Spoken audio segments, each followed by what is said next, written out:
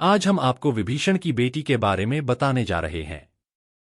रामायण के अनुसार विभीषण की बेटी बड़ी तेजस्वी थी और उसकी भविष्यवाणी हमेशा सही होती थी, लेकिन मान्यता है कि रावण विभीषण की बेटी से बहुत डरता था। विभीषण की बेटी के बारे में रामायण के कई अलग अलग भागों में कुछ रहस्यमयी पात्र देखने को मिलते हैं। इन्हीं में एक है विभीषण की बेटी। वाल्मीकि रामायण में इस पात्र के बारे में कोई जानकारी नहीं है, लेकिन दूसरी भाषाओं में लिखी गई रामायण में विभीषण की बेटी का उल्लेख मिलता है। विभीषण की बेटी का वर्णन बहुत सुंदर तरीके से किया गया है। विभीषण की बेटी को तेजस्विनी, तपस्विनी और राक्षस कुल में जन्म लेने के बाद भी सात्विक आचारों विचारों वाली बताया गया है।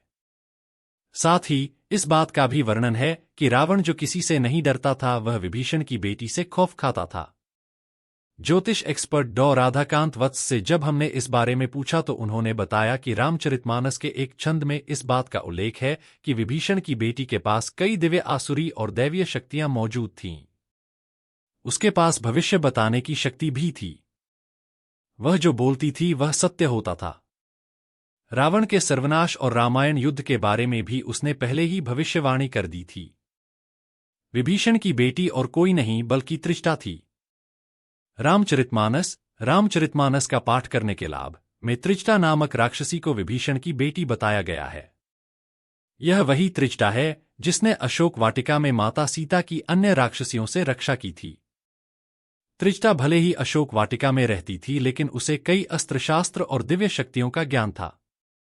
उन्हीं की सहायता से उसने माता सीता को श्री राम के जीजाजी कौन थे की लंका चढ़ाई से लेकर रावण की मृत्यु तक का वृत्तांत दिव्य शक्तियों के माध्यम से बताया था।